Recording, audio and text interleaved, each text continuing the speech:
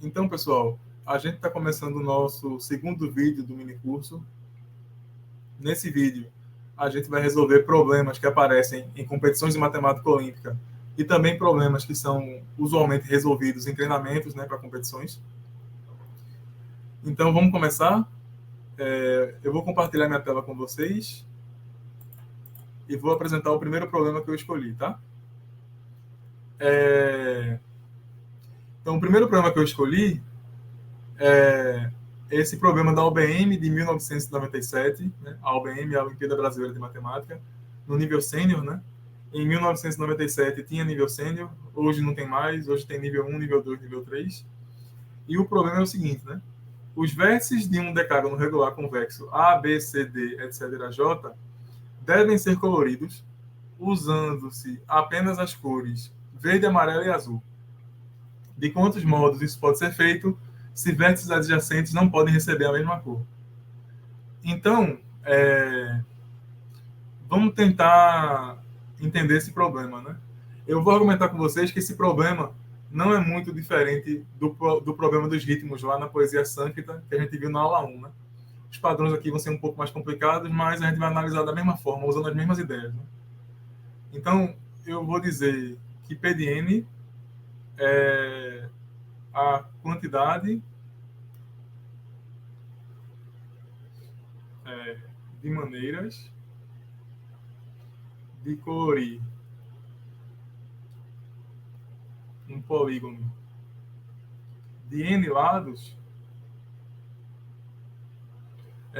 usando as condições do enunciado. Né?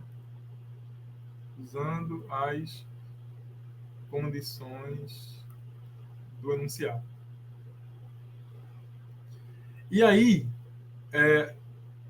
qual é a pergunta do problema? A pergunta do problema é quanto vale P de 10, né? Então, vamos estudar esse problema fazendo os casos iniciais. Então, por exemplo, de quantas maneiras a gente pode... de quantas maneiras a gente pode pintar um polígono com 3 lados nas condições de enunciado, né? Então, por exemplo, se eu pintei o vértice... Para pintar o vértice A, eu tenho 3 possibilidades. Para pintar o vértice B, eu tenho 2 possibilidades. E uma vez que o vértice A e o vértice B foram pintados, então eu tenho só uma possibilidade para pintar o vértice C, né? Então, essa análise nos diz que P de 3 é igual a 3 vezes 2 vezes 1, que é 6. Tá? Então, pessoal, vamos agora tentar entender quanto vale P de 4. Então, vamos tentar organizar nossa análise, né? Primeiramente, vamos fixar as cores de A e B e dividir o problema em 2 casos. Então, a divisão do problema em casos é super importante, né? Para a gente poder resolver.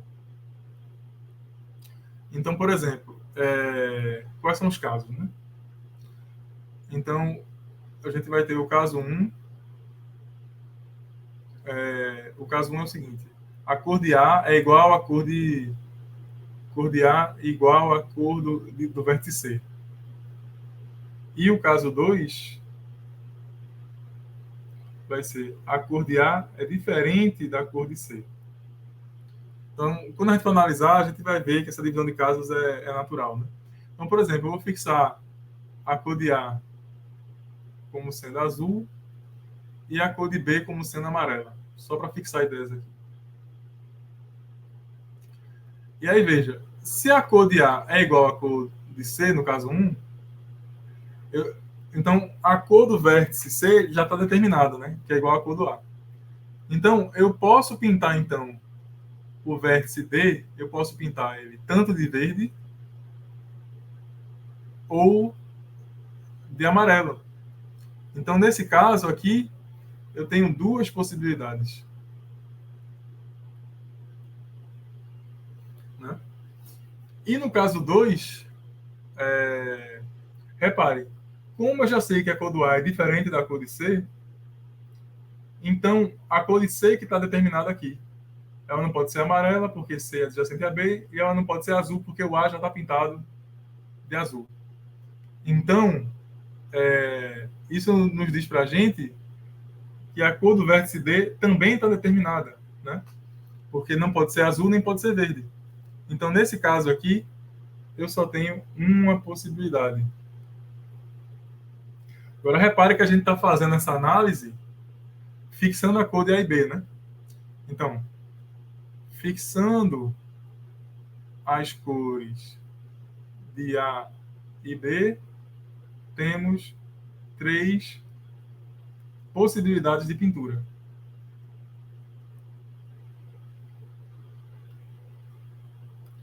Então, mas aí repare que eu posso também variar a cor de A e B, né? Então temos tem 6 maneiras de escolher as cores de A e B, né?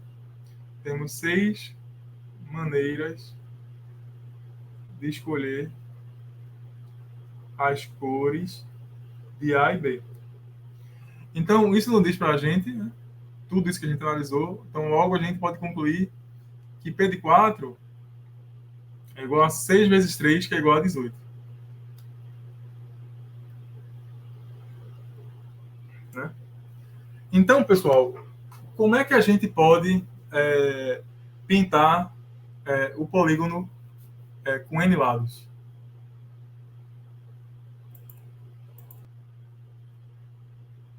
Então, pessoal, para responder essa pergunta, né, como pintar um polígono com N lados? Então, quanto é que vale, a gente tem que responder essa pergunta, quanto vale P de N?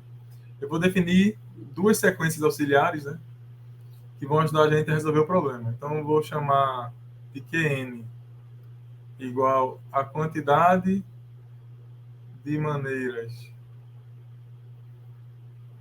de pintar o polígono nas condições do enunciado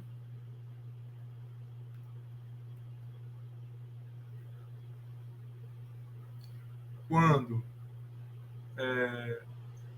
a cor de A é igual à cor de C, e R de N vai ser a quantidade de maneiras de pintar, o contexto está claro, né? Quando a cor de A é diferente da cor de C, tá? Então, a gente tem que... Então, claramente, né? A gente tem que P de N é igual a Q de N mais R de N. E aí, vamos tentar calcular Q de N e R de N. Né? Então, vamos tentar calcular o Q de N. Então, no caso de Q de N, a cor do vértice A é igual à cor do vértice B. Então, como é que a gente vai fazer isso? Deixa eu só ajeitar aqui um pouquinho. A cor do vértice A é igual à cor do vértice B. Do vértice C, desculpa. A cor do vértice A é igual à cor do vértice C. Então, veja. Por exemplo, eu vou fazer assim, ó.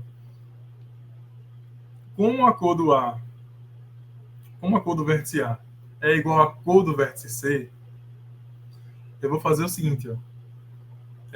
Eu vou ter aqui, eu vou remover o vértice B e eu vou ter aqui um polígono, né? Um polígono com N lados, né? Então, repara, eu vou pensar assim, ó. Em vez de colorir o polígono original, A, B, C, D, etc., eu vou fazer o seguinte, ó. Veja, repare o seguinte.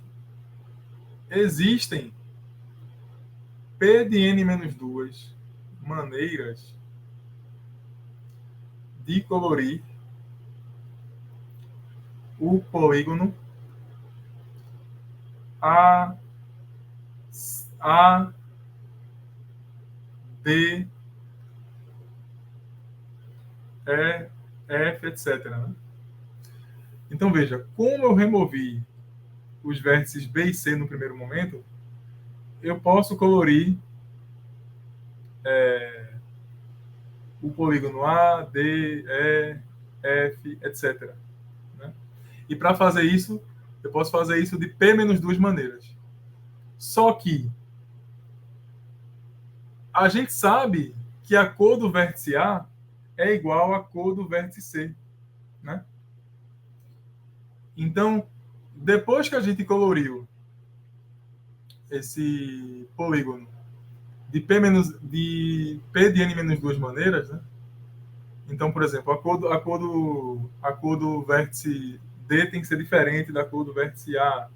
A cor do vértice E tem que ser diferente da cor do vértice D. Né?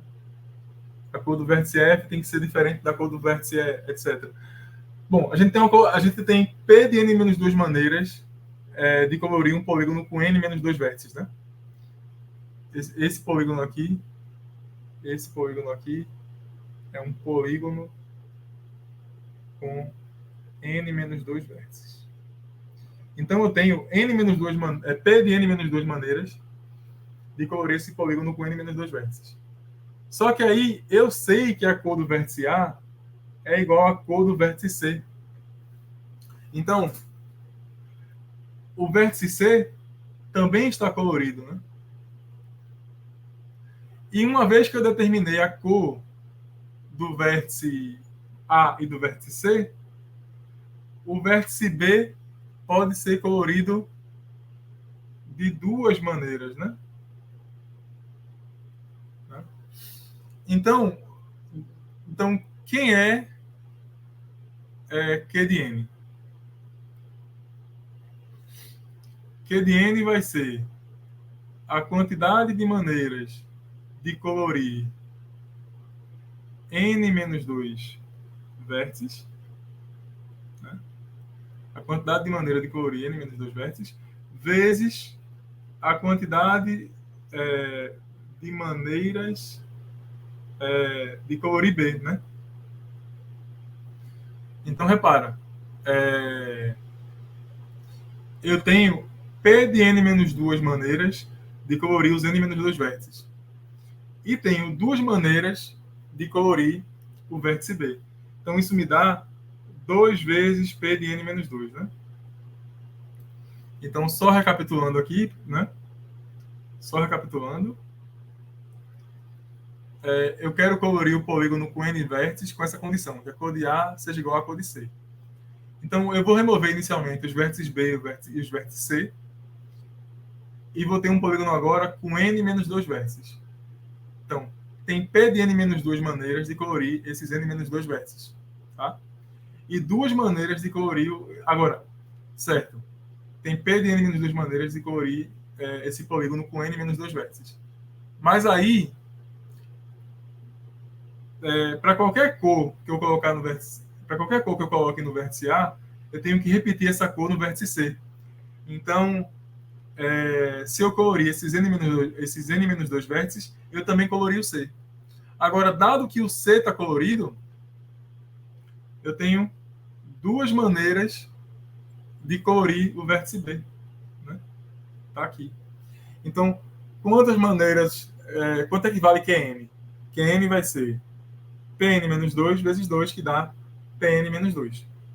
Então, vamos agora calcular R de N, né? Então, veja. No R de N, a condição é a cor do vértice A é diferente da cor do vértice C. Então, como é que eu vou fazer, né? Eu tenho o meu polígono A, B... Deixa eu colocar de uma cor que não aparece na coloração. Então, eu tenho A, B, C, D, etc. Né? E aí, para fazer essa coloração, eu vou remover o vértice B. Tá? Então, eu vou colorir o polígono sem o vértice B. Tá? Então, eu vou fazendo aqui a minha coloração. Aqui, desse jeito aqui, por exemplo. Então, removendo o vértice B, repare no seguinte. Ó. Existem P de N-1 maneiras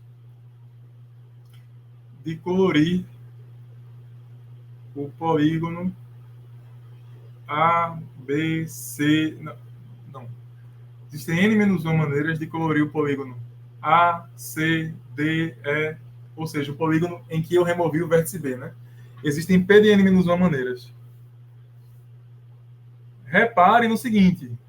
Repare que uma vez colorido esse polígono, a cor de B está determinada, né? Então, por exemplo, aqui no exemplo, né? Se eu colorir o vértice A de azul e o vértice C de amarelo, que são cores diferentes, a única cor possível para o vértice D é a cor verde. O vértice B, no caso, né? A única cor possível para o vértice B é a cor verde. Tá? Então, isso nos diz que R de N é igual a P de N menos 1. Tá? Então, aí a gente consegue uma fórmula para P de N. Né? Então, P de N era igual a R de N mais Q de N, né? Onde R de N é o caso em que a cor do vértice A é igual à cor do vértice C, e Q de N é o caso, corresponde ao caso em que a cor do vértice A é igual à cor do vértice C. Né? Não é isso? Isso. A gente viu que R de N é igual a P de N menos 1, e a quantidade de R de N é igual a Pn menos 1, e a quantidade Q de N é igual a 2 vezes que multiplica P de N menos 2. Então, essa é a nossa relação de recorrência. Né? E aí, qual é a equação característica dessa relação de recorrência? Né? Vai ser x ao quadrado é igual a x mais 2. Né? Então, essa equação é x ao quadrado menos x mais 2. Né? Não, mais x menos 2 igual a 0. Né? Então, claramente, a gente tem duas raízes. Né? Uma raiz vai ser x igual a menos 1, e a outra raiz vai ser 2, no caso. Né? A gente vai ter uma raiz x1 igual a menos 1 e x2 igual a 2. Então, a solução geral da nossa recorrência, Pn, vai ser uma constante 1 vezes menos 1 elevado a n, mais uma constante 2 vezes 2 elevado a n. E a gente sabe que P de 3 é igual a 6 e P de 4 é igual a 18. Então, a gente vai plugar essas condições no nosso problema, né? Então, a gente vai ter aqui P de 3 é 6, 6 é igual a C1 vezes menos 1 elevado a 3, mais C2 vezes 8. Né? E 18 vai ser igual a C1 que multiplica menos 1 elevado a 4, mais C2 vezes 16. Né? Não é isso? Isso. Então, a gente vai ter o seguinte. 6 vai ser igual a menos C1 mais 8, e 18 vai ser igual a C1 mais 16, né? Aqui é 8C2, né? Aqui é 16C2, né? Então, somando essas equações, eu vou ter que 24 é igual a 24C2. Isso diz que C4 é igual a 1 e... Não, C4 não. C2 é igual a 1. E sendo C2 igual a 1, né, eu tenho que C2... Sendo C2 igual a 1, eu tenho que 6 é igual a menos C1 mais 8. Então, isso diz que C1 é igual a 2, né? Então, para resolver o problema, a gente vai ter o seguinte, né? A gente quer P de 10. Então, P de 10 é igual a C1, que multiplica menos 1 elevado a 10, mais C2, que multiplica C2 que multiplica 2 elevado a 10. Sendo que a gente sabe que C1 é 2, menos 1 elevado a 10 é 1,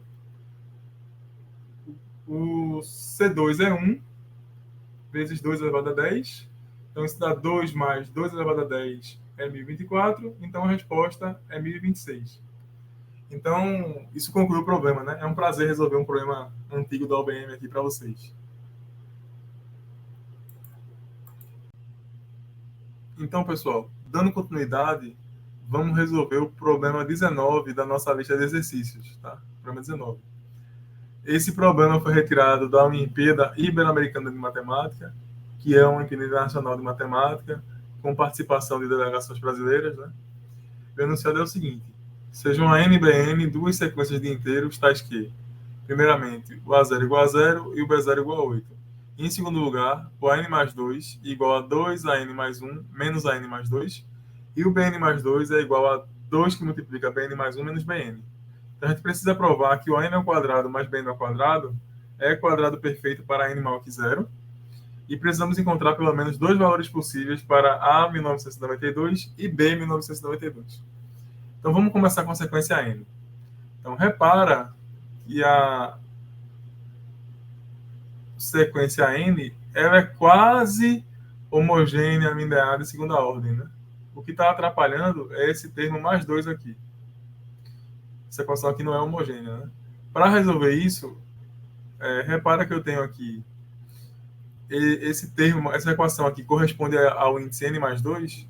Se a gente escrever a mesma equação correspondente ao índice n mais 1, a gente vai ter que n mais 1 é igual a 2an menos an menos 1 mais 2. Tá?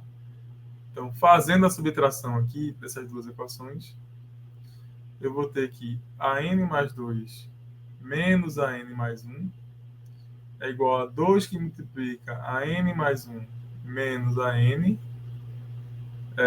menos an menos 1 menos an, e o 2 morreu com 2. Então, a gente vai definir uma nova sequência auxiliar, que eu vou chamar de R de n igual a n menos an menos 1. Então, essa sequência, ela tem um nome, ela aparece bastante, né? Quando você resolve problemas com sequências, vou dar um nome especial para essa sequência.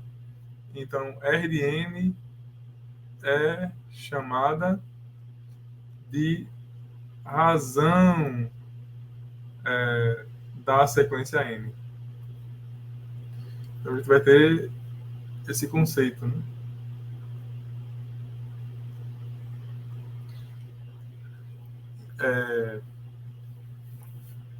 Então, continuando, repara que essa sequência Rn é uma recorrência homogênea linear de segunda ordem, porque a n mais 2 menos a n mais 1 é Rn mais 2. Isso vai ser igual a 2 Rn mais 1 menos Rn. Então, repara que essa aqui sim é uma recorrência linear homogênea de segunda ordem. Então, veja, Repara que a equação característica dessa sequência é x ao quadrado igual a 2x menos 1, e eu posso escrever essa equação característica como sendo x menos 1 ao quadrado igual a zero, né? Então, eu tenho que a equação característica possui apenas uma raiz, né? E aí isso quer dizer que o xn vai ser uma constante C1, que multiplica 1 elevado a n, mais C2, que multiplica n vezes 1 elevado a n, porque n é a raiz, né? Então, na verdade, xn é uma progressão aritmética, né? Então, xn vai ser igual a C1 mais C2, que multiplica n, né? Então, vamos tentar ver quem... Na verdade, Rn, né? Não é xn, não. Aqui é Rn, é a razão, né? Da sequência n. Então, vamos tentar determinar C1 e C2 em termos da sequência n, né? Então, veja, eu tenho que... Quem é R1? R1 é igual a 1 menos A0. Mas a gente sabe que A0 é igual a zero. Então, eu tenho que R1 igual a 1. Então, quem é R2? R2 é igual a 2 menos A1. Mas, usando a definição da sequência A, sequência N, eu tenho que o A2 vai ser igual a 2 vezes... Deixa eu corrigir aqui um pouco. Vai ser igual a 2 vezes A1 menos A0 mais 2. Eu tenho que subtrair o A1 aqui. Então, eu obtenho que R2 é igual a A1 mais 2, né? Isso já mostra que a razão da nossa progressão aritmética é igual a 2, né? Então, isso aqui mostra que o C2 tem que ser 2, né? Porque R2 menos R1 é 2. Né? E eu sei também que o R1 é igual a 1, né? Que é igual a C1 mais 2 vezes N, porque o C2 é igual a 2. Né? Então, isso diz para a gente que o C1, né, na verdade... Tá, desculpa. Então, repetindo aqui. O R1 é igual a 1, que é C2 mais 2 vezes 1, porque o N é 1, né? Então, isso quer dizer que o C1 é igual a 1 menos 2, né? Então, a nossa progressão aritmética Rn é igual a 1 menos 2, mais C2 que multiplica N. Desculpa, C2 é 2, né? A1 menos 2 mais 2 que multiplica N. E isso vai dar igual a A1 somado com N menos 1 vezes 2, né? Então, essa é a nossa expressão para o Rn. Então, tendo a expressão para o Rn, como é que a gente determina o An, né? Tem muitas maneiras, mas uma maneira da gente fazer isso é a seguinte, né? A gente vai ter uma soma telescópica aqui. O An vai ser igual a An menos An menos 1, mais An menos 1 menos An menos 2, etc, etc.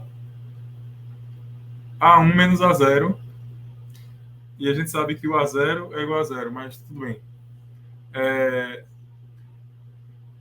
Agora, repare, essas diferenças aqui, elas são iguais aos R's, né?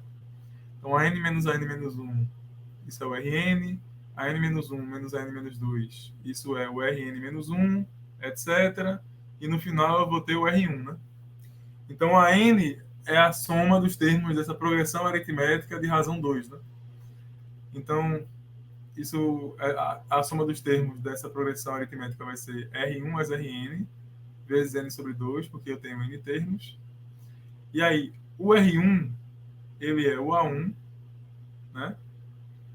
E o Rn, ele vai ser A1 mais n menos 1, que multiplica 2, né? E tudo isso está multiplicado por n sobre 2, né? Então, continuando, eu vou ter aqui 2 que multiplica A1 mais N menos 1, multiplicado por N sobre 2. Eu posso cortar o 2 com 2, e o que é que eu vou ter? Eu vou ter N que multiplica A1 mais N ao quadrado menos N. Então, eu vou ter que a minha sequência N é igual a N ao quadrado mais A1 menos 1 multiplicando N.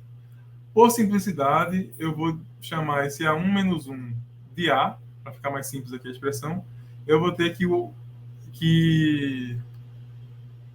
meu AN vai ser escrito na forma N ao quadrado mais A que multiplica N, né? Então, a gente chegou nessa expressão. Então, vamos olhar agora para a nossa sequência Bn, né? Então, eu tenho que Bn é igual a, na verdade, Bn mais 2. Esse mais 2 é um índice, né? Bn mais 2 é igual a 2 que multiplica Bn mais 1 menos Bn. Tá? Então, repara que a sequência Bn também é uma progressão aritmética. A gente tem duas maneiras de ver isso. A gente poderia ter visto também... Então, Vê, eu tenho que Bn mais 2 menos Bn mais 1 é igual a Bn mais 1 menos Bn. Então, repara que a diferença entre os termos consecutivos aqui da sequência é constante, né? Eu vou chamar isso aqui de B, né? Então, repara, aqui eu tenho a razão da sequência, né?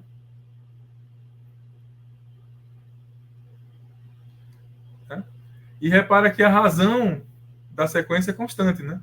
Então, uma sequência com razão constante é uma progressão aritmética, né? Então, eu posso dizer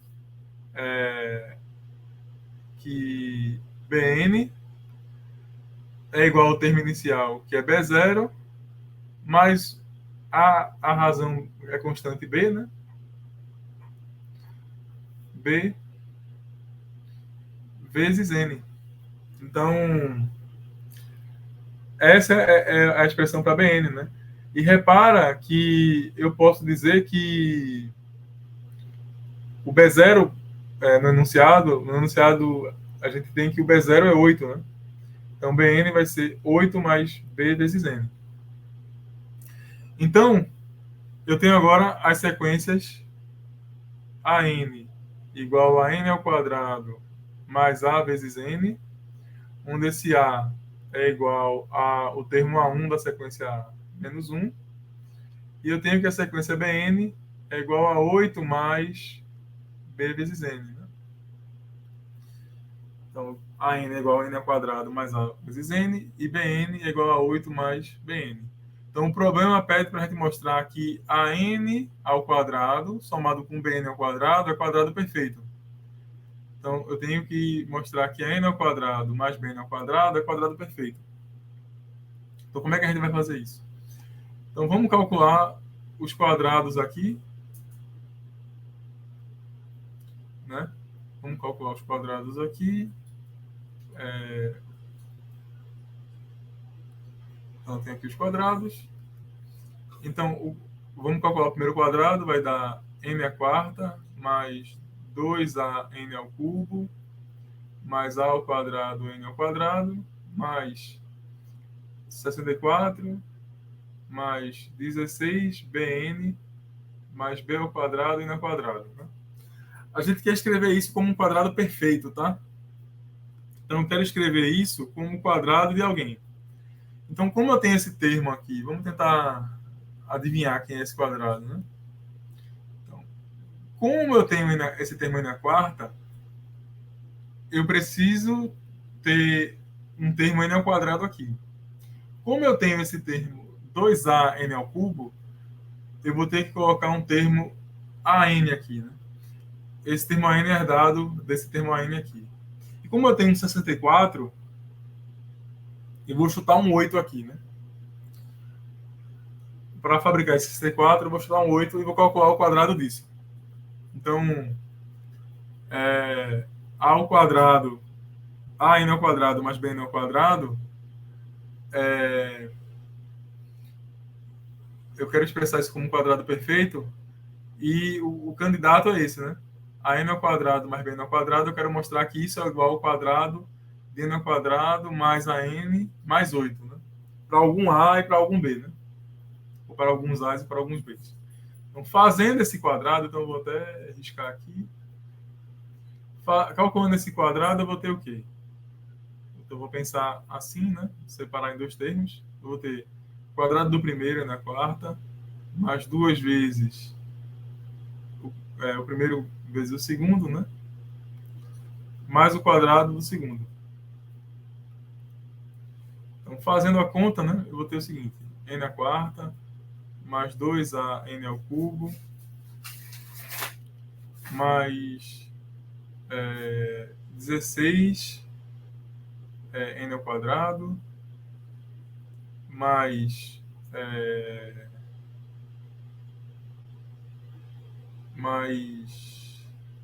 eu vou ter esse quadrado aqui agora, né? A ao quadrado, n ao quadrado, mais 16an mais 64, né? Então eu preciso comparar esses dois termos e ver para quais A e B eu posso ter igualdade, né? Então, esse termo n à quarta com esse termo n à quarta tá ok. Esse termo aqui tá ok. Então, deixa eu reescrever isso aqui. Agora eu tenho que olhar os termos com n ao quadrado, né? Então, comparando os termos com n ao quadrado, eu vou ter o quê? Para que essas duas expressões sejam iguais, eu preciso que a ao quadrado mais 16, que é o coeficiente do n ao quadrado, seja igual a ao quadrado mais b ao quadrado, né? Que é o coeficiente do n ao quadrado nessa primeira expressão, né? Então, eu preciso que esses dois coeficientes sejam iguais. O coeficiente, para que essas duas coisas sejam iguais, eu preciso que o coeficiente do n ao quadrado na segunda expressão seja igual ao coeficiente do n ao quadrado na primeira expressão. Então, eu tenho aqui. E eu também preciso que o coeficiente de grau 1 em n nas duas expressões sejam iguais, né? Então, eu tenho que 16a tem que ser igual a 16b, né? Então, comparando essas duas expressões, eu vou ter o quê? 16a igual a 16b diz para a gente que a é igual a b, tá?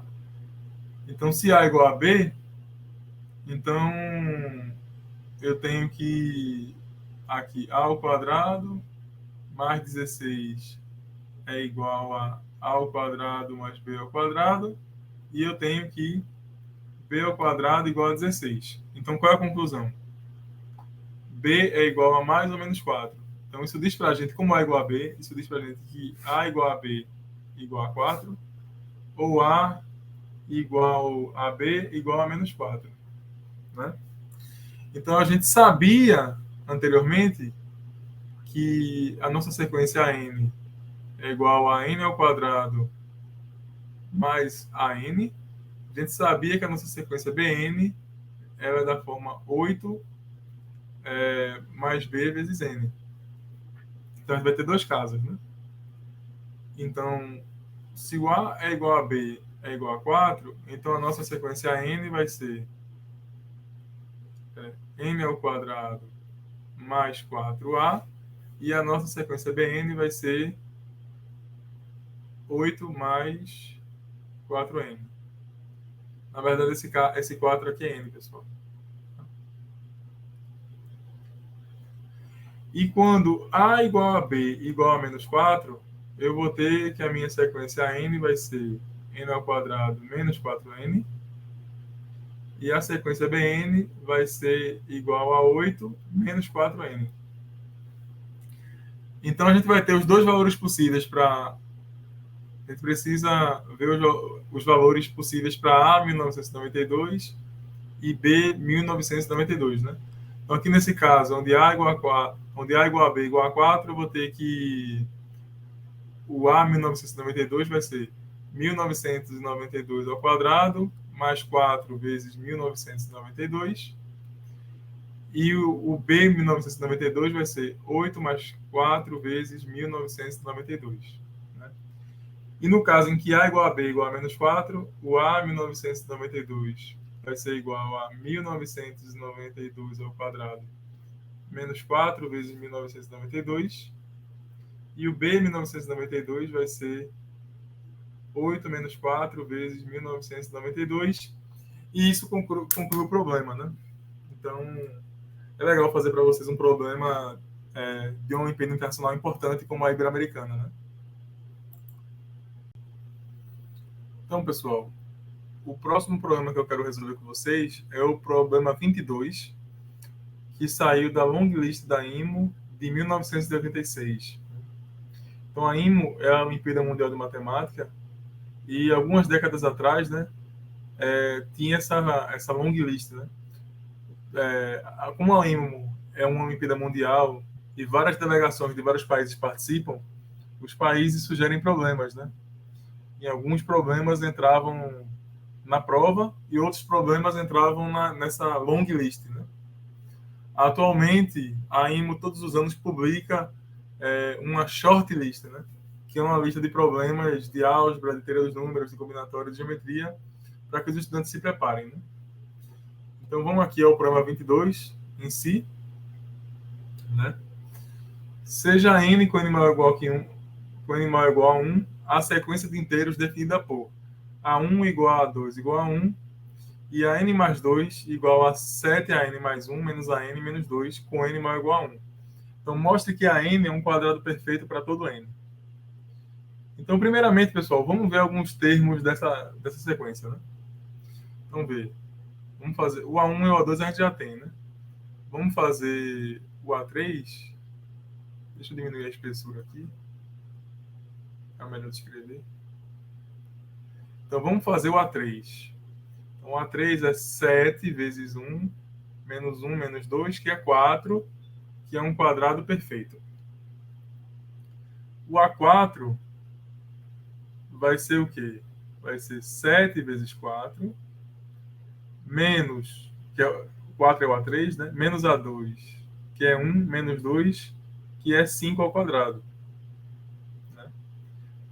O A5 vai ser 7 vezes 25, né? Menos o A3, que é 4, menos 2, né? Então, isso é 175 menos 6, que é igual a 169, que é 13 ao quadrado. Então, parece que a coisa está funcionando, né? Então, a gente vai querer... Então, vamos definir uma sequência Bn, de modo que Bn ao quadrado seja a n. Vamos tentar definir, né? Se a gente conseguir, a gente ganhou o jogo, porque aí a n vai ser um quadrado perfeito, né? Então, eu vou tentar escrever essa Bn como uma recorrência homogênea linear de ordem 2, né? Então, vê só, se a candidata, né, vai ser uma recorrência homogênea linear de ordem 2, eu vou escrever assim, né? Vou escrever Bn mais 2 igual a um alfa vezes Bn mais um beta vezes Bn. Né? Uma coisa que eu esqueci de mencionar, por que eu vou tentar escrever Bn como uma recorrência de ordem 2, né? Então, repara que vamos reparar uma coisa, né? Como é que é a sequência de Fibonacci, né? Então, eu tenho 1, 2, 3, 5, 8, 13. Então, o que está acontecendo? Esses termos aqui, ó. Então, o que está aparecendo é que esses termos aqui estão sendo quadrados dos termos ímpares da sequência de Fibonacci, né? Excluindo 1. Inclusive 1, né? Inclusive 1. Porque o A1 é 1. Então, como a sequência de Fibonacci é uma sequência de segunda ordem, então a sequência dos termos ímpares também deve ser uma sequência... Como a sequência de Fibonacci é uma recorrência de segunda ordem, a sequência formada pelos termos ímpares também deve ser uma recorrência de segunda ordem, né? Então, a BN, na verdade, é a sequência dos termos ímpares da sequência de Fibonacci, né? A gente poderia, inclusive, tentar determinar essa sequência, né? Mas a gente vai raciocinar indiretamente. Então, eu estou com BN mais 2, eu estou querendo escrever a sequência BN como uma recorrência linear homogênea de ordem 2, né? E eu vou querer determinar alfa e beta, né? Como? Então, vê, essa sequência candidata é assim, né? Então, B1 é 1, B2 é 1, B3 é 2, B4 é 5, B5 é 13, etc. Então, veja, eu tenho que B3, né, que é 1, B3 que é 2, na verdade, B3 que é 2. Isso vai ser igual a alfa vezes B2 mais beta vezes B1. Então, isso diz para a gente que 2 é igual a alfa mais beta. Né? E eu sei que B3 é igual a 3. Né?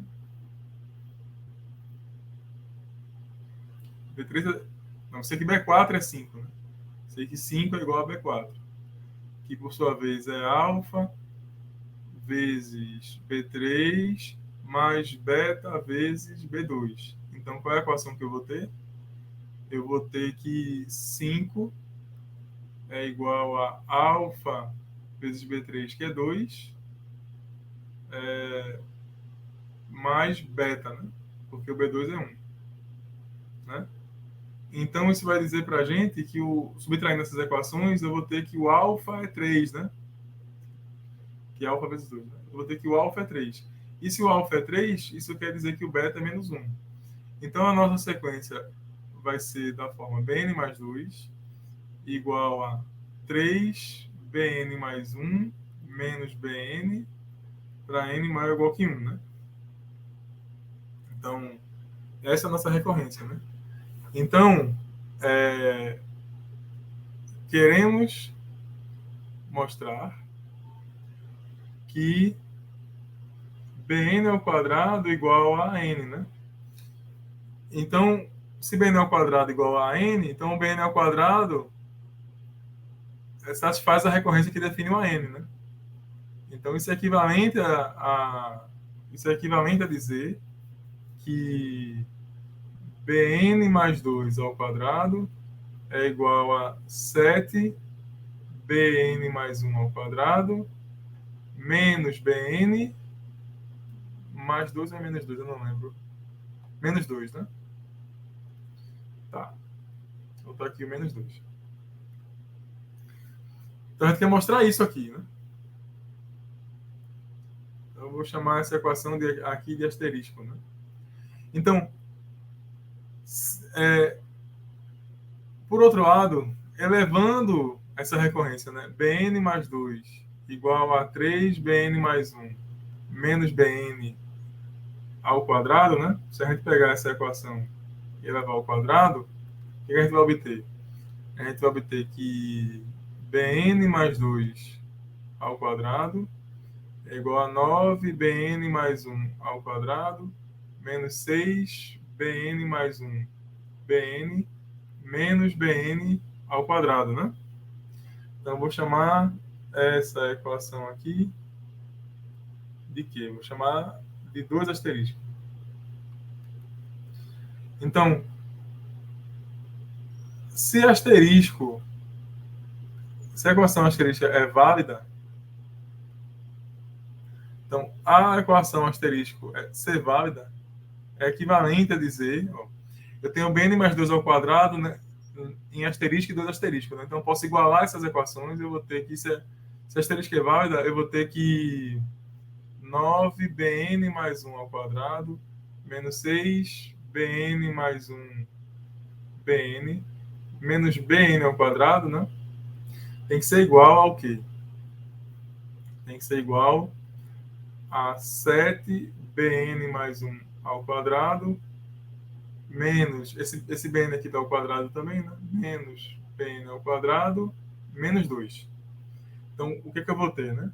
Então, passando todos os caras para o lado, para o membro esquerdo e fazendo as contas, eu vou ter que 2bn mais 1 ao quadrado menos 6bn mais 1 bn, né? Mais... Aqui eu vou cancelar. Deixa eu ver. 6bn. Ah, esse bn aqui é positivo, né? Porque eu estou levando ao quadrado. Então, esse bn aqui é positivo, né? Peço desculpas aí pelos erros, pessoal. Levando ao quadrado, esse bn é positivo. Então, eu vou ficar aqui com mais 2bn mais 2, né? Igual a zero. Então, eu posso dividir essa equação por 2. E eu vou ter que bn mais 1 ao quadrado menos 3bn mais 1 bn mais bn mais 1 igual a zero. Então, tem essa equação aqui. Vou chamar essa equação aqui de carinha feliz, né? Nessa altura do campeonato, carinha feliz. Então, note que se a nossa equação asterisco é válida, né? Isso equivalente a dizer que a equação carinha feliz também é válida, né? Então, se a asterisco é satisfeita, a equação carinha feliz também é satisfeita, né? Então, a gente vai provar e tem que ser válida, né, para todo n maior ou igual que 1. Essas equações têm que ser válidas para todo n maior ou igual que 1. Né? Para todo n maior ou igual que 1. Então, pessoal, então, vamos provar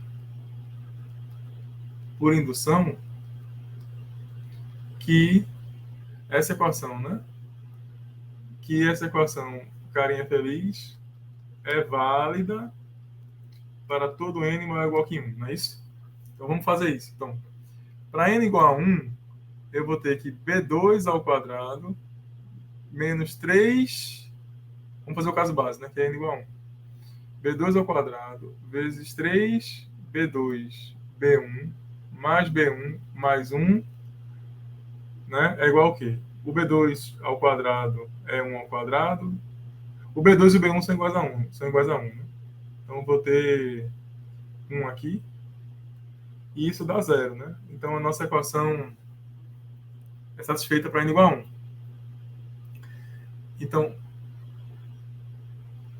suponha, por hipótese de indução, que, que, a, nossa, que a nossa equação para o n é válida, né? Então, suponha por hipótese de indução que b de n mais 1 ao quadrado menos 3b de n mais 1 bn. Aqui tem um quadrado, né? Sempre esqueço desse quadrado. Aqui tem um quadrado que eu esqueci, né? Vocês desculpem aí, pessoal. Mais bn ao quadrado mais 1. Calma. Deixa eu me situar aqui novamente. Essas contas aqui são bem chatas, né? Então, bn mais 1 ao quadrado menos 3bn mais 1 bn. Aqui tem um quadrado, né? Esqueci dos quadrados, peço perdão. Menos 3bn mais 1 bn, né? mais bn ao quadrado mais 1 é igual a zero, né? Então, vamos provar que bn mais 2 ao quadrado menos 3bn mais 2, bn mais 1, mais bn mais 1 ao quadrado mais 1 é igual a zero, né? Então, como é que a gente vai provar isso, né? Então, vamos descer aqui. Então, a gente sabe que... Então, de fato, né? Vamos escrever novamente aqui. Bn mais 2 ao quadrado, menos 3bn mais 2, bn mais 1, mais bn mais 1 ao quadrado, mais 1. Então, se isso aqui é zero, né? Então esse cara aqui, desculpa, esse cara aqui é igual ao quê? O bn mais 2 é igual a 3 bn mais 1 menos bn, né? Então, vou levar isso ao quadrado. Menos 3. O bn mais 2 é igual a 3 bn mais 1 menos bn vezes bn mais 1 mais bn mais 1 ao quadrado mais 1. Então, fazendo as contas, vai ficar 9bn mais 1 ao quadrado menos 6bn mais 1 bn mais bn ao quadrado menos 9bn mais 1 ao quadrado, né? Mais 3bn bn mais 1 mais bn mais 1 ao quadrado mais 1. Então, a gente tem essas igualdades aqui, né? Então, agora eu vou simplificar. Ó. Esse 9bn mais 1 ao quadrado corta com esse. Então, eu vou ter aqui, ó, bn mais 1 ao quadrado. Então, já usei esse termo também. Menos 6bn mais 1bn. Com esse aqui vai dar menos 3bn mais 1bn. Mais bn ao quadrado, mais 1, e por hipótese de indução, isso aqui é zero, né? Não é? Então, nossa hipótese de indução aqui, isso aqui é zero por hipótese de indução. Então, voltando, né? Então, a gente tem que bn mais 1 ao quadrado menos 3bn mais 1 bn mais bn ao quadrado mais 1 é verdadeira. Isso equivalente a dizer que aquela recorrência original, né? B para todo n maior ou igual que 1. Então, se isso é verdade, então, isso quer dizer, né, que a nossa equação asterística é verdadeira, né? Então, isso quer dizer que bn mais 2 ao quadrado é igual a 7bn mais 1 ao quadrado menos bn ao quadrado menos 2 é verdadeira, né? Para todo n maior ou igual que 1. Isso é o que a gente queria provar, né? Então, isso mostra para a gente que o a de n ao quadrado, não, que o a de n é o quadrado de bn ao quadrado. Não, desculpa. Isso mostra que o a de n é o quadrado de bn, como a gente queria demonstrar. Então, isso conclui o problema resolvido 3. Então, pessoal, vamos passar a resolver o problema resolvido 4, né, que é o problema 11 da nossa lista. E esse problema consiste em provar que a parte inteira de 1 mais raiz de 3 elevado a 2n mais 1 é sempre par. Então, embora essa questão não tenha saído de nenhuma Olimpíada, né, que eu saiba, essa é uma questão que aparece bastante em treinamento porque tem muitas ideias. Então, primeiramente, eu gostaria de falar da parte inteira de um número x, né? Então, a parte inteira de um número x real é o maior natural menor do que x, né? Então, por exemplo, a parte inteira de π é 3, né? E a gente também pode definir a parte fracionária de um número, né? Então, a gente denota,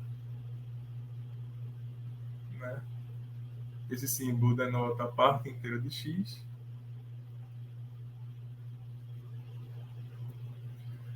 E a parte fracionária de x é igual a x menos a sua parte inteira, né?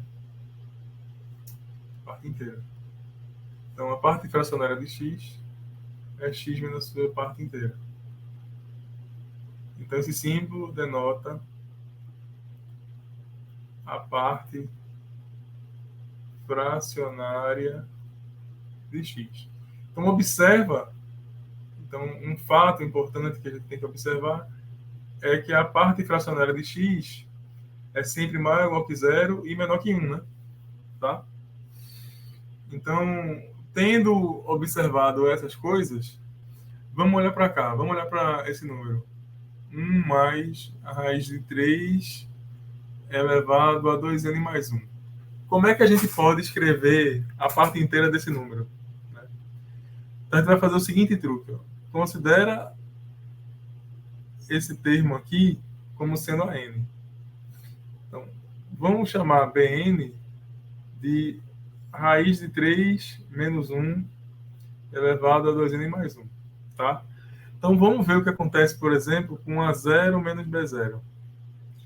Então, A0 menos B0 é 1 mais raiz de 3 elevado a 1, mais raiz de 3 menos 1 elevado a 1. Na verdade, menos, né? Menos. E isso é igual a 2, né? E 2 é inteiro, né? Então, repara no seguinte, né? A0 é igual a A0 menos B0 mais B0. E repara, A0 menos B0 é inteiro, né? E esse B0, ele tá entre 0 e 1. Então, o que é que eu tenho? Tenho que a parte inteira de A0 é igual a A0 menos B0, né? E eu tenho que a parte fracionária de A0 é igual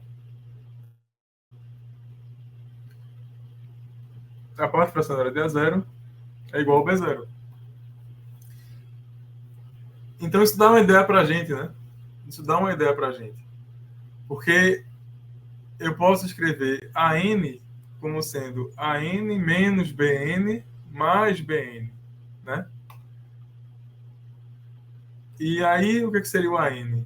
Seria 1 mais raiz de 3 elevado a 2n mais 1, menos 1 mais raiz de 3 elevado a 2n mais 1, mais, na verdade aqui, né, eu escrevi errado aqui, parênteses, peço desculpas, isso é raiz de 3 menos 1 elevado a 2n mais 1, mais raiz de 3 menos 1 elevado a 2n mais 1. Então, eu tenho isso aqui. Então, repara, esse termo aqui, isso é uma potência uma potência de um número menor que 1, né? Então, eu tenho que 0 é menor ou igual que raiz de 3 menos 1 elevado a 2n mais 1, que é menor do que raiz de 3 menos 1, que é menor do que 1. Então, esse termo aqui é uma coisa menor do que 1. Então, eu tenho que raiz de 3 menos 1 elevado a 2n mais 1 é, digamos, um candidato à parte fracionária de AN, né? É um candidato à parte fracionária de AN. Para que isso se concretize, né, eu preciso que a seguinte afirmação seja verdadeira, né? Afirmação 1 mais raiz de 3 elevado a 2n mais 1 menos raiz de 3 menos 1 elevado a 2n mais 1 é inteiro. Tá? Eu preciso provar essa afirmação aqui. Se esse camarada aqui for inteiro, então, como consequência, se a afirmação é verdadeira, segue que a parte inteira de 1 mais raiz de 3 elevado a 2n mais 1, que é a parte inteira do AN, né, é igual a... vai ser exatamente essa coisa aqui. 1 mais raiz de 3 elevado a 2n mais 1 menos raiz de 3 menos 1 elevado a 2n mais 1. Então, vamos tentar se convencer de que isso é inteiro. Então, qual é a coisa? A gente vai chamar xn, vai ser 1 mais raiz de 3 elevado a 2n mais 1 menos raiz de 3 menos 1 elevado a 2n mais 1. Então, o que a gente vai fazer é uma engenharia reversa. Em que sentido isso é uma engenharia reversa?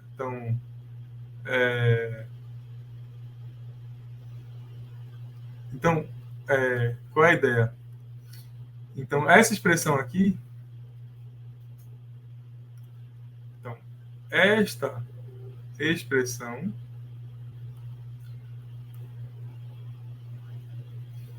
é o termo geral de uma recorrência linear homogênea de segunda ordem, né? Por quê? Porque eu posso ver isso aqui como uma constante vezes uma PG menos outra constante vezes uma PG. Então, eu quero saber quem é a recorrência, né, que me dá essa expressão. Então, por isso que isso é uma engenharia reversa, né?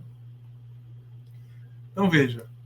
Vamos tentar ver aqui quem é a recorrência. Vamos tentar descobrir quem é a recorrência. Então, pessoal, eu vou manipular um pouco essa expressão. Então, eu vou ter xn igual a 1 mais raiz de 3, que multiplica 1 mais raiz de 3 elevado a 2n, menos raiz de 3 menos 1, que multiplica raiz de 3 menos 1 elevado a 2n.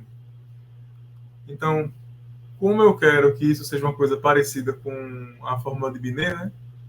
Então, eu vou fazer assim, ó, 1 mais raiz de 3 vezes 1 mais raiz de 3 ao quadrado elevado a n, menos raiz de 3 menos 1, que multiplica raiz de 3 menos 1 elevado ao quadrado elevado a n.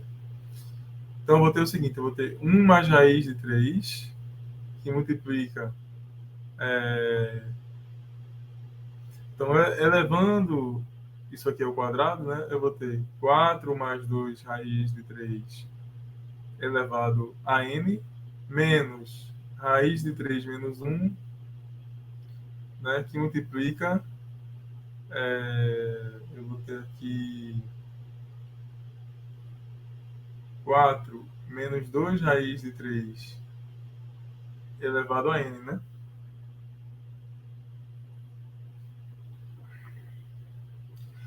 Então, vamos comparar isso com a fórmula que a gente tem para o termo geral de uma recorrência linear homogênea de segunda ordem, né? Então, a gente lembra que o termo geral da recorrência linear de segunda ordem era C1 vezes alfa1 elevado a n mais C2 vezes alfa2 elevado a n, no qual alfa1 e alfa2 são as raízes da equação característica, né? Então, vamos comparar, né? Então, eu tenho que a minha constante 1 é 1 mais raiz de 3. A minha constante 2 é igual a menos raiz de 3 menos 1, né? Que é igual a 1 menos raiz de 3. E eu tenho que a raiz alfa 1 é igual a 4 mais 2 raiz de 3. E a minha raiz alfa 2 é igual a 4 menos 2 raiz de 3, né? Então, quem é a equação característica, né? Eu vou ter x menos alfa 1, que multiplica x menos alfa 2. Essa aqui vai ser a minha equação característica, né?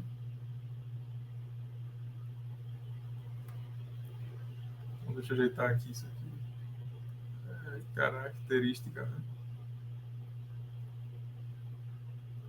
Então, isso vai ser x menos 4 menos 2 raiz de 3, que multiplica x menos 4 mais 2 raiz de 3, né? Então, essa equação característica vai ficar x ao quadrado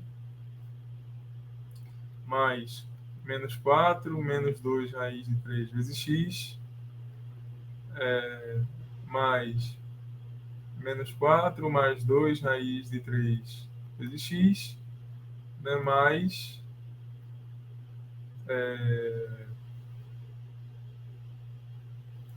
menos 4 menos 2 raiz de 3, que multiplica menos 4 mais 2 raiz de 3, certo? Então, o que, eu vou ter? Eu vou ter x ao quadrado, fazendo a conta aqui no termo de grau 1, eu vou ter menos 8x, e aqui eu vou ter 16 menos 6, eu vou ter mais 10, né? Então, essa é a minha equação característica. X ao quadrado menos 8x mais 10 igual a zero. Então, a nossa relação de recorrência vai ser xn mais 2 é igual a 8xn menos 1 menos 10 xn menos xn, né? Aqui é xn mais 1, desculpa. Então, essa é a nossa relação de recorrência. Então, note que se x1 e x2 forem ambos pares, né?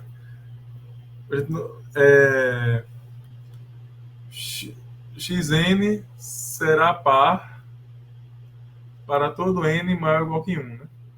Porque para n maior ou igual que 3, a gente já sabe que eles serão pares, né? Se x1 e x2 forem inteiros, né? Mas se x1 e x2 forem ambos pares, então todos os termos da sequência serão pares, né?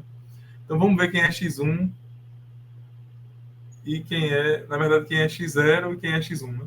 Os termos iniciais são x0 e x1, desculpa. Então note que se x0 e x1 forem ambos pares, xn será par para todo n maior ou igual que 1, maior ou igual que 0. Perdão? Então, vamos ver, né? Então, quem é... A gente sabe que xn é igual a raiz de 3 mais 1, que multiplica quem?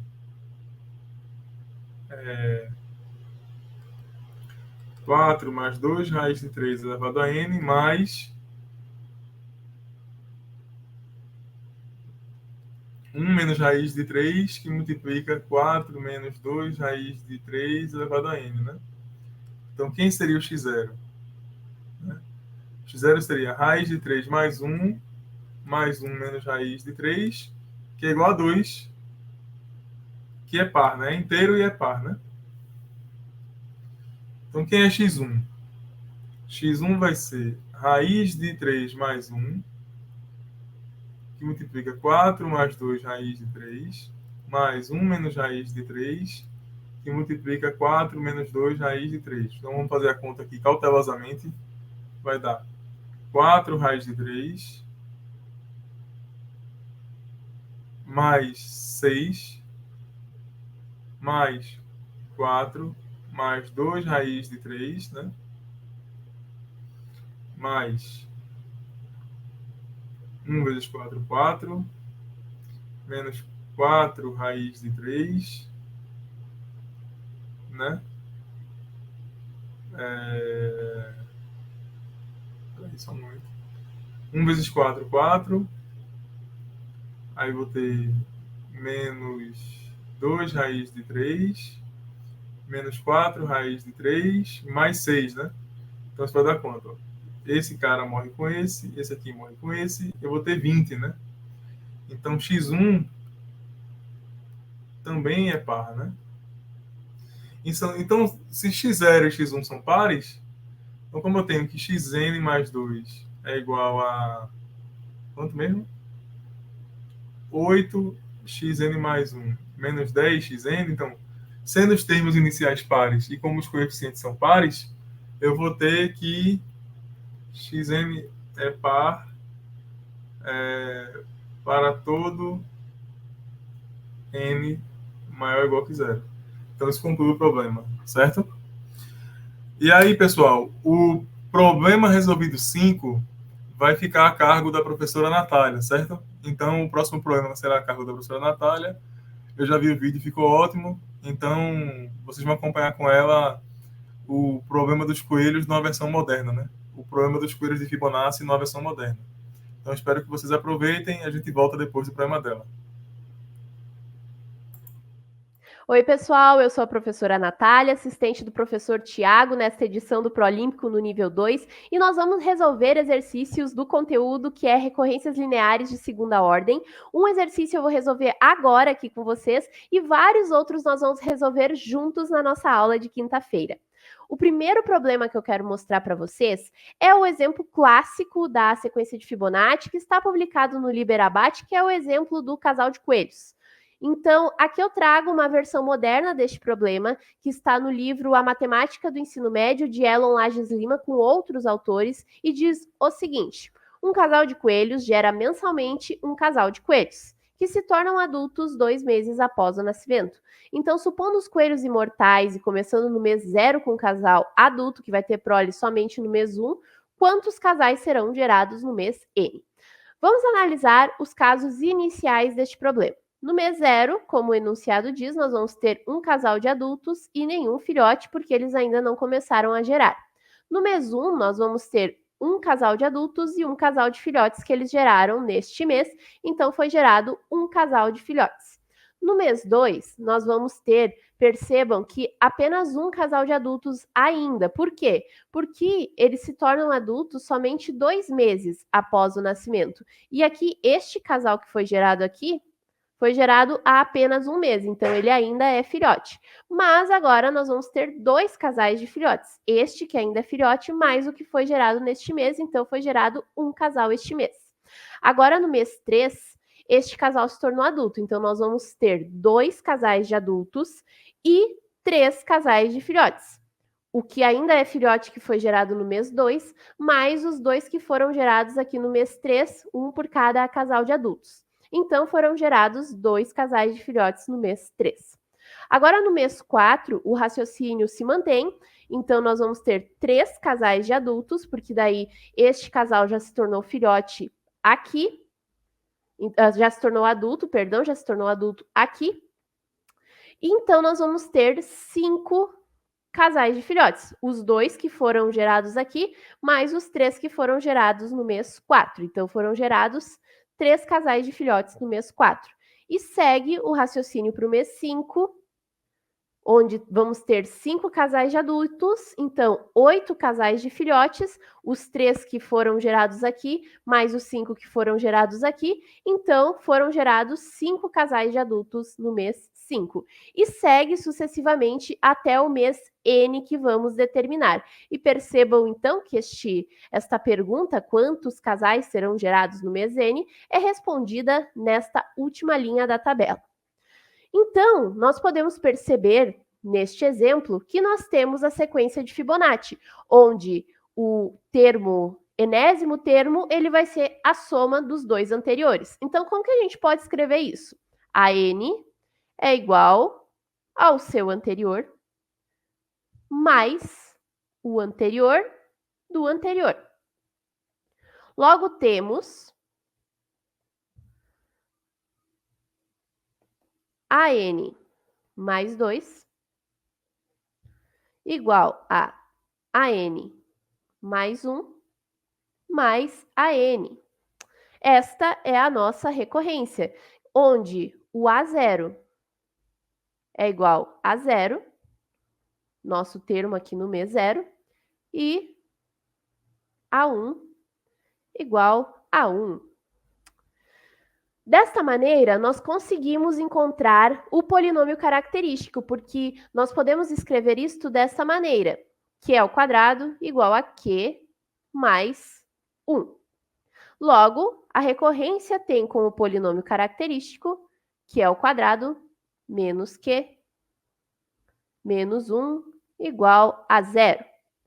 Resolvendo esta equação de segundo grau, nós vamos ter duas raízes diferentes. Q1, que vai ser 1 mais raiz de 5 sobre 2, e Q2, que vai ser 1 menos raiz de 5 sobre 2. Como nós temos duas raízes diferentes, nós sabemos, pelo que nós estudamos aqui no nosso Prolímpico, que esta recorrência vai ser escrita no seu termo geral da seguinte forma: AN igual a uma constante 1, 1 mais raiz de 5 sobre 2 elevado na n, mais uma constante 2 que multiplica por 1 menos raiz de 5 sobre 2 elevado na n, pois estes valores são as raízes. Logo, isso é solução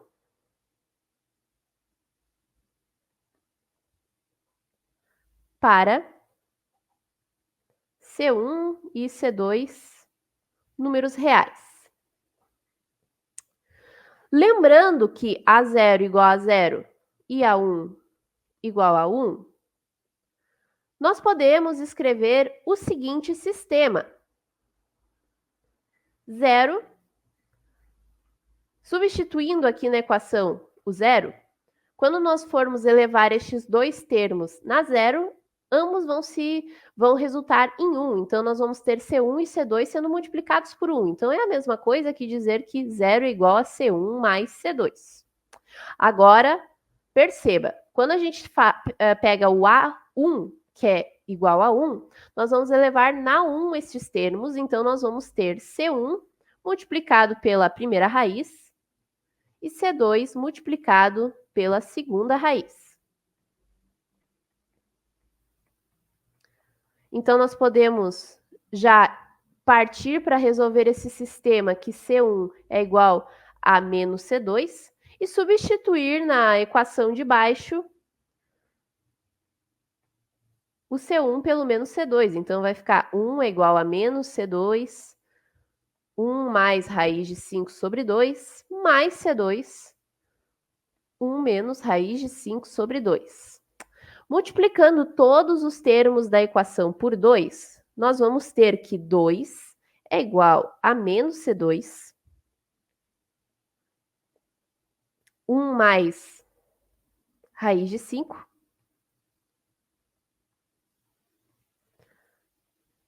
mais C2, 1 menos raiz de 5.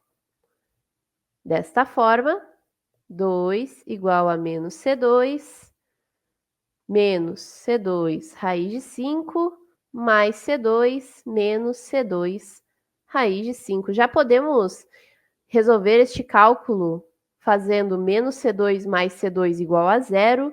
Então, 2 é igual a menos 2C2 raiz de 5. Dividindo os dois lados da igualdade por 2, nós vamos ter 2 e 2. Então, vamos ter 1 igual a menos C2 raiz de 5, e assim obtemos o C2, onde C2 igual a que vai ser menos 1 sobre raiz de 5.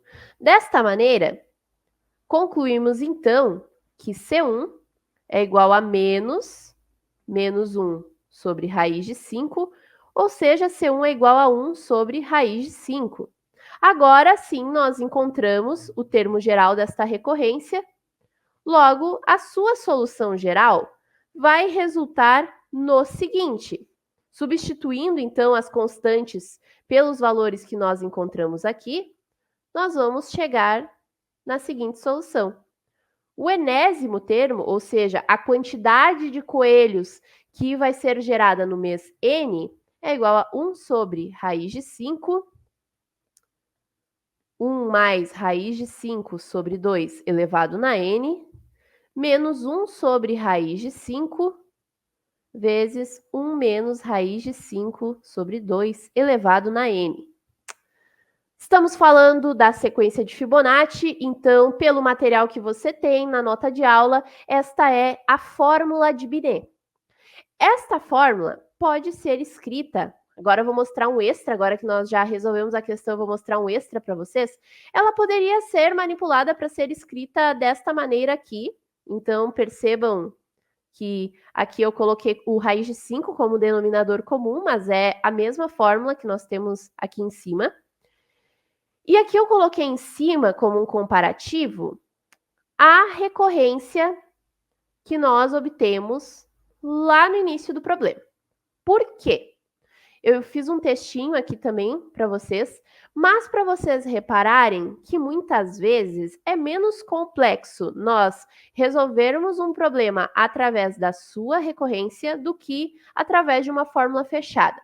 Vamos supor que eu quisesse saber quantos coelhos foram gerados no 20º mês. Para resolver desta forma da recorrência, eu começo então sabendo que A0 igual a 0 e A1 igual a 1 e vou seguindo até o 20º mês. Aqui eu teria que elevar este valor na 20.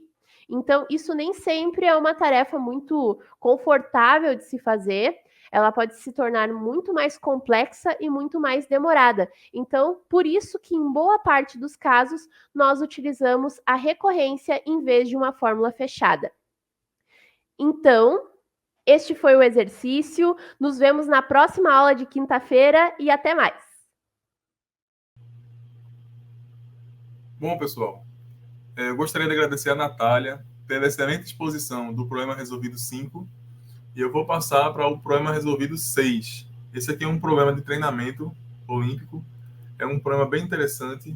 Então, como vocês podem ver, nesse problema você tem uma recorrência aqui de primeira ordem, porque o xn mais 1 é determinado só pelo xn, sendo que a expressão é complicada, né? A expressão é complicada porque aparece uma raiz quadrada. Então, a ideia aqui é que você pode mudar a representação dessa sequência para uma recorrência linear homogênea de segunda ordem. Então, vamos ver como é que a gente faz isso. Então, vamos ler o enunciado do problema. A sequência xn com n maior ou igual a 1 é definida por x1 igual a 0 e o xn mais 1 é igual a 5xn mais raiz quadrada de 24xn ao quadrado mais 1 para n igual a 1, 2, etc. Né? Então, prove que todos os xn são números inteiros positivos. A gente tem, nas nossas notas, um problema resolvido muito parecido com esse, então vocês podem conferir lá também. Então, vamos seguir para a solução do problema. Então, veja. A primeira coisa que eu vou observar é que essa sequência os termos dessa sequência são maiores ou iguais a 0. Né? Então, o x1 a gente tem que é 0. E aí, quem vai ser o x2? Né? O x2 vai ser 0 mais raiz quadrada de 1. Né? Isso dá 1. Quanto é que vai ser o x3? O x3 vai ser 5 mais raiz quadrada de 25, que é 10. Então, esses termos são positivos e, claramente, vocês podem ver que o x1 é menor que o x2, é menor do que o x3. Essa sequência é crescente, né? Então, a gente vai fazer um truque aqui para eliminar essa raiz quadrada. Veja, eu vou ter que xn mais 1 menos 5xn, isso é igual a raiz quadrada de 24xn ao quadrado mais 1, né? Então, esse aqui é um truque mais velho que a fome. Você vai levar ao quadrado dos dois lados. Aqui tudo bem, né? Então, você vai ter xn mais 1 ao quadrado menos 10 xn mais 1 xn, levando ao quadrado desse lado, mais 25xn ao quadrado.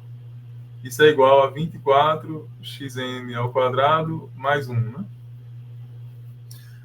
Então, a gente tem essa expressão aqui. Simplificando, eu vou ter xn mais 1 ao quadrado menos 10, xn mais 1, xn, cortar aqui, né? Mais xn ao quadrado menos 1 é igual a zero. Então, aqui tem mais uma ideia. Então, trocando n mais 1 por n na equação acima, né? Essa equação aqui, o que é que eu vou ter? Eu vou ter aqui xn ao quadrado menos 10 xn, que multiplica xn menos 1, mais xn menos 1 ao quadrado menos 1 igual a zero. Então, uma ideia super legal aqui é que eu posso ver xn mais 1 e xn menos 1 como soluções da equação do segundo grau, né? Então, veja, note que xn menos 1 e xn mais 1 são soluções, são raízes, né? De que equação do segundo grau, né? São raízes da equação do segundo grau. Vamos ver aqui. T, vou colocar outra cor, porque essa cor aqui não tá legal, não. São raízes de qual equação? Ó, t ao quadrado menos 10t xn mais xn ao quadrado menos 1 igual a zero, né? Não é isso? Porque, veja, vamos dar uma olhada aqui rapidinho. Se você pegar esse polinômio e trocar t por xn mais 1, né? Você vai ter essa expressão aqui, né? Você vai ter xn mais 1 ao quadrado. Vou chamar esse polinômio aqui de... Eu vou chamar esse polinômio aqui de p de t, né? E quanto vale p de xn mais 1? P de xn mais 1 é xn mais 1 ao quadrado menos 10 xn mais 1 xn mais xn ao quadrado menos 1, que a gente sabe que é zero por causa dessa equação aqui, né? E quanto vale p de xn menos 1? Isso vai ser xn menos 1 ao quadrado menos 10 xn menos 1 xn mais xn ao quadrado menos 1 igual a zero. A gente pode ver que isso também é zero, porque essa equação aqui, vocês podem notar que essa equação é exatamente essa equação aqui, né? Então, xn mais 1 e xn menos 1 são raízes, né? Então, logo, né? Como xn menos 1 e xn mais 1 são raízes, né? São raízes dessa coisa aqui, p de t igual a t ao quadrado menos 10t xn mais xn ao quadrado menos 1, né? Igual a zero. Então, para cada xn você pode fazer isso, né? E, claro, a gente está fazendo isso para n maior ou igual que 2, né? Porque tem que ter o n menos 1. Então, a gente tem o seguinte, né? A gente tem que 10... Então, a gente tem que a soma das raízes... A gente tem que a soma das raízes dessa equação, né? Xn menos 1 mais xn mais 1 é igual a 10xn, né? Então, menos 10xn, que é 10xn, é a soma das raízes. Então, você tem que... Então, o xn mais 1 é igual a 10xn menos xn menos 1, tá? Então, a gente expressou o nosso xn mais 1 como uma recorrência linear homogênea de segunda ordem, sendo que a gente já sabe que o x1 é 0 e que o x2 é 1 e que o x3 é 10, né? Então, como os dois primeiros termos, no caso, eles são inteiros, todos os outros termos vão ser inteiros, né? Então, como os termos x1 e x2 são inteiros, e a recorrência e os coeficientes da recorrência são inteiros, e os coeficientes da recorrência são inteiros, qual é a conclusão? Então, a gente conclui que xn é inteiro para n maior ou igual a 1. Tá? Então, isso conclui o problema. Então, pessoal, vamos fazer o nosso último problema, que é o problema 12 da nossa lista de exercícios. Esse problema foi retirado do primeiro teste Conisul Brasil 2020. Então, a Olimpíada da Conisul é uma Olimpíada internacional. Quem participa dessa Olimpíada são países da porção meridional da América do Sul, e os estudantes que podem participar são estudantes de até 16 anos, né? Então, todos os anos o Brasil seleciona estudantes para fazer essa Olimpíada através da UBM, né? Então, os alunos que se destacaram na UBM com a idade certa, né? Eles são convidados a fazer os testes, e aí os melhores formam a delegação que vai participar da Olimpíada, né? Esse mesmo esquema acontece na Olimpíada Ibero-Americana e na Olimpíada Mundial de Matemática, né? Então, a UBM seleciona alunos para essas competições internacionais. Então, vamos ver essa questão que saiu de um teste, né? Maria tem 14 dias para se preparar para a Olimpíada. Se ela treina 3 dias seguidos, terá fadiga muscular. Mas se ela não treina por 3 dias seguidos, terá atrofia muscular. Então, ela decide planejar quais dias, dentre os 14, ela irá treinar e quais dias não irá treinar, de modo que ela nunca treine 3 dias seguidos e nem fique sem treinar 3 dias seguidos. De quantas maneiras Maria pode montar o seu treino? Então, vamos tentar fazer uma representação boa para esse problema, né? Então, do mesmo jeito que os indianos fizeram, né?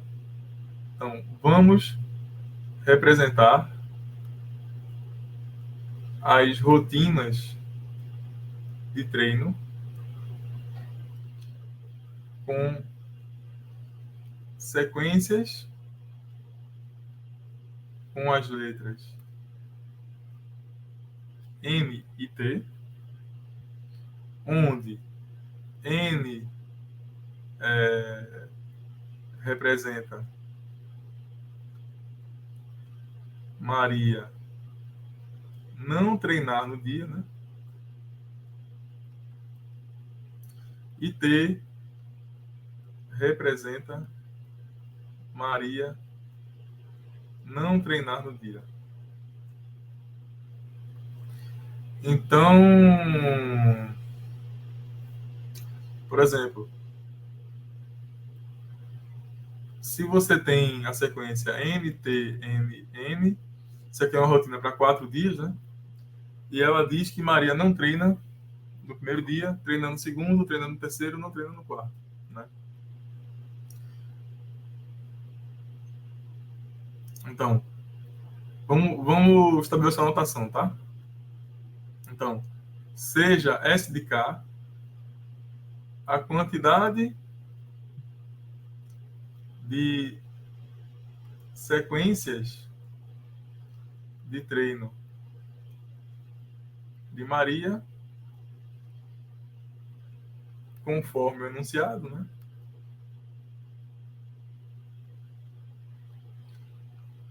Em K dias, né? Então, vamos tentar entender o que acontece para n pequeno. Então, para K igual a 1, quanto vale S de 1? S de 1 vale 2, né? Pois as sequências, né, nesse caso, são ou não treina ou treina, né? Bem simples aqui esse caso. Então, para K igual a 2, quanto vale S2? S2 vale 4, pois as sequências, né, são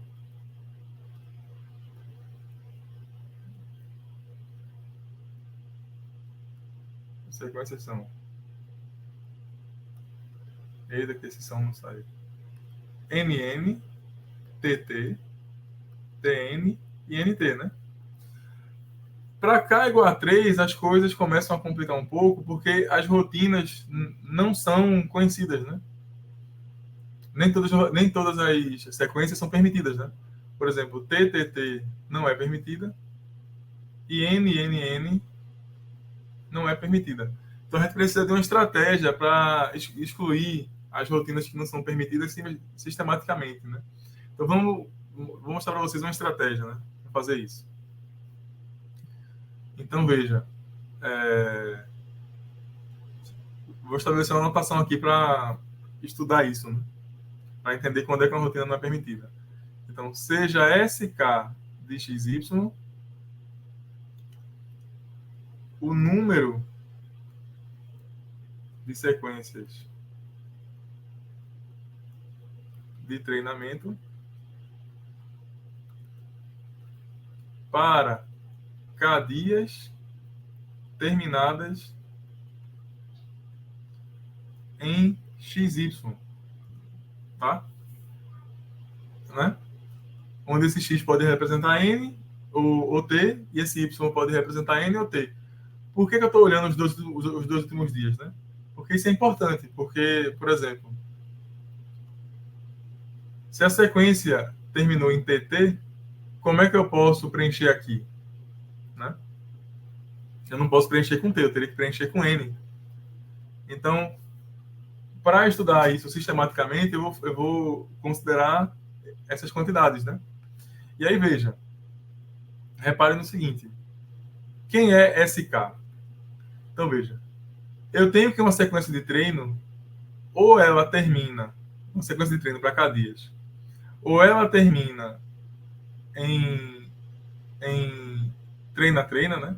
Ou ela termina com treina-treina, ou ela termina com não treina, ou ela termina com não treina no penúltimo e treina no último, ou ela termina com treina no penúltimo, não treina no último.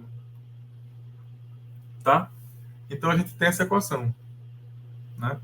E agora, com essa divisão em casos, é mais fácil determinar, por exemplo, SK de TT em função das sequências para menos dias, né? Por exemplo, K menos uns dias, né? Então, por exemplo, eu quero saber aqui, por exemplo, eu tenho SK de TT, e eu quero saber de quantas maneiras eu posso chegar em SK de TT por uma sequência da forma SK-1 de TT. Então, eu quero saber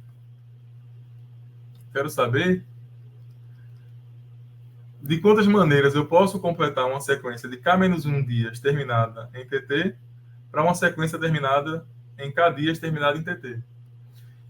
Eu também quero saber, né, de quantas maneiras eu posso completar uma sequência de K-1 dias terminada em NN para uma sequência de K dias terminada em TT. Também quero saber de quantas maneiras eu posso completar uma sequência de K-1 dias terminada em NT. E também quero saber de quantas maneiras eu posso completar uma sequência de K-1 dias terminada em TN para uma sequência de K dias terminada em TT. Né? Então, vamos ver aqui de quantas maneiras a gente pode fazer isso. Então, eu tenho uma sequência aqui de K dias terminada em TT. E aqui eu tenho uma sequência de K-1 dias terminada em TT. Então, veja, Então, eu preciso completar essa sequência para uma sequência com K dias, né? Então, falta preencher aqui, né? Um númerozinho só, né? uma letrinha só. Então, como essa sequência termina em T, eu teria que colocar um T aqui. Mas aí eu teria 3T seguidos. Então, isso não é permitido. Então, tem 0 maneiras de completar uma sequência de K-1 dias terminada em TT para uma sequência de K dias terminada em T. Então, vamos analisar aqui também. Eu tenho uma sequência de K-1 dias terminada em NN e eu quero completar isso para uma sequência de K dias terminada em TT, né? Isso é impossível, né? Porque o penúltimo cara aqui é N e o penúltimo cara aqui é T. Então também tem 0 maneiras.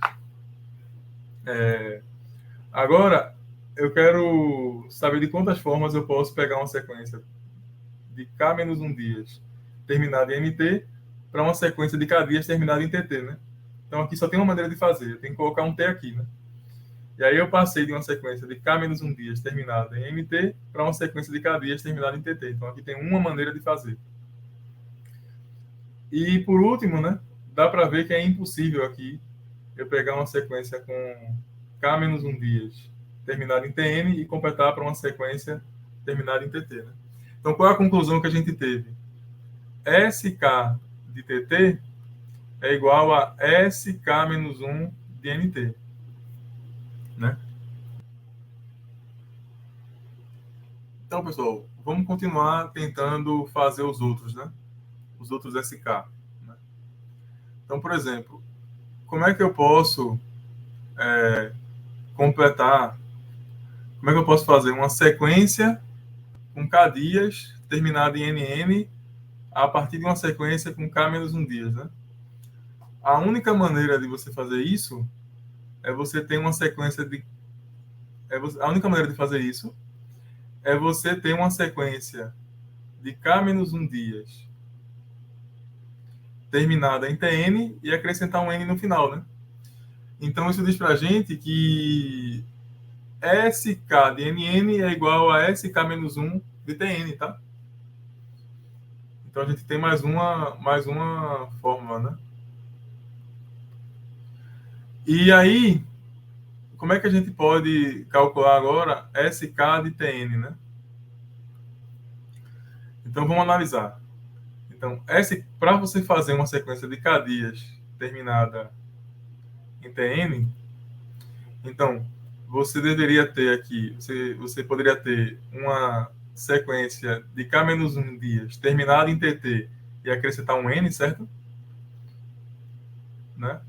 Ou você poderia ter uma sequência terminada em TN, na verdade, terminada em NT e acrescentar um N, né? Não é isso? E dá para ver também que as outras maneiras, se você tiver um SNN, você não pode completar para uma terminada em TN, né? Se você tiver SK-1 de NN, você não pode completar para TN. E se você tiver SK-1 de TN, você não pode completar, né? Para uma terminada em TN. Então, a gente tem essa fórmula aqui, né? SK de TN é igual a SK-1 de TT mais SK-1 de NT. E por simetria, né? Quem seria SK de NT, né? Isso seria SK-1 de NN mais SK-1 de TN. Então a gente tem as nossas 4 fórmulas, né? A gente tem essas nossas 4 fórmulas. E a gente vai usar isso para tentar obter uma recorrência, né? Então vamos lá. Então a gente tinha que SK era igual a SK de TT mais SK de NN mais SK de NT mais SK de TN, né? E a gente tem a gente tem recorrências para todas essas outras sequências aí, né? Então, quem é SK de TT? A gente já calculou, né? Isso é SK-1 de NT, né? Vou colocar um pouco melhor aqui. SK-1 de NT. O que é SK de NN? Isso é SK-1 de TN. E o que é SK de NT? Tá aqui, né? Isso é SK-1 de NN mais SK-1 de TN. Mais o que é SK de TN? Isso é SK-1 de TT mais SK-1 de NT, né? Agora, a gente tem aqui, ó, que esses 4 termos aqui somados, né? Esses 4 termos somados, eles dão origem a quem? Esses 4 termos somados, eles resultam em SK-1. O SK-1 é geral, né? Completo, né? E sobrou o quê? SK-1 de TN mais SK-1 de NT. Sendo que a gente pode tentar eliminar, né, essas sequências parciais aqui. SK-1 TN vai ser o quê? SK-1 de TN, tá aqui. SK-1 de TT. Na verdade, desculpa. Se eu estou com SK-1 e eu vou usar a expressão, vai ficar SK-2 de TT mais SK-2, né, de NT. Né? Exatamente. Mas SK-1 de NT vai ser SK-1 de NN. Desculpa, SK-2 de NN, tá? SK-2 de NN mais SK-2 de TN, tá? Sendo que, repara agora, essa soma desses 4 aqui vai ser o SK-2, né? Então, qual é a conclusão? SK é igual a SK-1 mais SK-2, né? E no problema, queremos S14, tá? E a gente sabe que S1 igual a 2 e S2 igual a 4. Então, vamos fazer as contas? Então, S3 igual a 2 mais 4, que é 6, né? S4 é igual a 6 mais 4, que é 10. S5 é igual a 10 mais 6, que é 16. S6 é 16 mais 10, que é 26. S7 é igual a 26 mais 16, que é 42. S8 é 42 mais 26, que é 68. S9 é igual a 68 mais 42, que dá 110. S10 é 110 mais 68, que é 178. S11 é 178 mais 110, que dá 288. S12 igual a 6 aqui, 466. S13 é igual a 466 mais 288, né? 14, 15, 754. E S14 é igual aqui 10, 12, 1220, tá? Então, com isso, a gente resolve o problema. Espero não ter errado nenhuma conta aqui.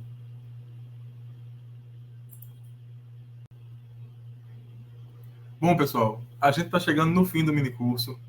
Eu espero que vocês tenham gostado de saber um pouco mais sobre a história das recorrências, saindo da Índia Antiga, passando pela Europa e chegando nos dias atuais, né? Então, espero que vocês tenham gostado de conhecer um pouco mais sobre a teoria das recorrências. E também eu espero que vocês tenham gostado dos problemas, né, que a gente apresentou, né, no curso. E uma observação que eu tenho a fazer é a seguinte, né?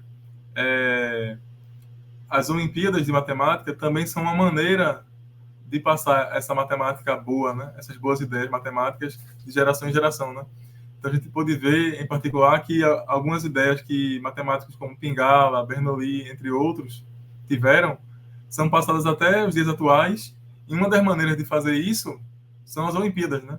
Então, muitos jovens têm contato com essas ideias sofisticadas bastante cedo, né? Através das Olimpíadas. E para finalizar, eu gostaria de mostrar para vocês alguns materiais disponíveis na internet, livros. Vou compartilhar minha tela com vocês aqui. Então, para começar, dê uma olhada, né, nas notas de aula que a gente escreveu. A gente ainda está aprimorando e corrigindo as notas para que vocês aproveitem bem. Então, isso deve estar disponível para vocês no Classroom, então vocês podem olhar. Eu queria indicar alguns materiais. Por exemplo, se vocês quiserem mais problemas resolvidos, vocês podem olhar no POT, né? O POT tem um texto só com problemas resolvidos de diversas Olimpíadas nacionais e internacionais, né? Então, vocês podem olhar. Esses links vão estar disponíveis nas notas de aula, então vocês vão ter. Também recomendo o material do POT sobre recorrências. Esse material também vai estar linkado nas notas de aula, né? É um material bem completo, tem vídeo, tem texto, tem material escrito, né? Bem legal. Também tem material sobre recorrência no portal do OBMAP, então é bem legal também esse material do portal do OBMAP. Recomendo bastante que vocês deem uma olhada. Também recomendo livros, né? Tem esse livro clássico aqui do Elon Lages Lima, do Paulo César, do Eduardo Wagner e do Augusto César, a Matemática do Ensino Médio, volume 2, que tem essa parte de recorrências, né? Também recomendo o livro do Rogério Ricardo Stephenson e Felipe Martin, Felipe Milan Guarnieri, né? Belos Problemas de Matemática Discreta, né? É um livro bem legal, né? Recomendo também que vocês comprem esse livro no portal na loja virtual da SBM, né, para ajudar a Sociedade Brasileira de Matemática a crescer cada vez mais. Também recomendo um material sobre recorrências de um site chamado NOIC, que é mantido por estudantes que estudam para Olimpíadas, né? É um site interessante, feito de estudantes para estudantes, então é legal dar uma olhada nesse site. E também recomendo os vídeos de 2 programas do INPA, né, voltados para professores, sobre recorrências, né? Vídeos do PAPMEN, né, do programa PAPMEN, que já acontece há algumas décadas, né? Um programa muito interessante. Então, no YouTube vocês podem encontrar 3 vídeos sobre recorrências, tá? Então, vocês podem olhar esses vídeos, né? Aqui tem o professor Luciano. E também tem um vídeo do Pró-Olímpico sobre recorrências, feito pelo professor Tertuliano Franco, e é um vídeo sobre recorrências voltado para a contagem, né?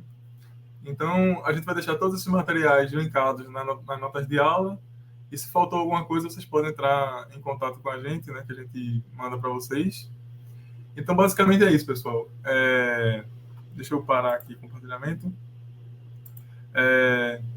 Eu realmente gostaria de ter tempo infinito para fazer problemas para vocês infinitamente, né? Mas 1 hora a gente tem que parar, né? Eu tentei fazer o melhor possível para que vocês aproveitem e espero que vocês gostem do Pró-Olímpico e novamente, né? Que isso efetivamente tenha um certo impacto na prática didática de vocês, que vocês possam trabalhar a recorrência nas salas de aula, nas turmas olímpicas, né? Então, é assim que eu gostaria de me despedir. Desejo a vocês uma boa semana no Pró-Olímpico, né? E tudo de bom para vocês. Um grande abraço. E também quero finalizar novamente agradecendo ao professor Krever e ao professor Samuel pelo convite, pela oportunidade. Eu, particularmente, nunca tenho gravado vídeos, nunca mesmo, e foi uma experiência gratificante, né? Então, espero que vocês tenham aproveitado e peço desculpas por algum erro que, porventura, eu tenha cometido, né? Então, muito obrigado pela atenção e até a próxima.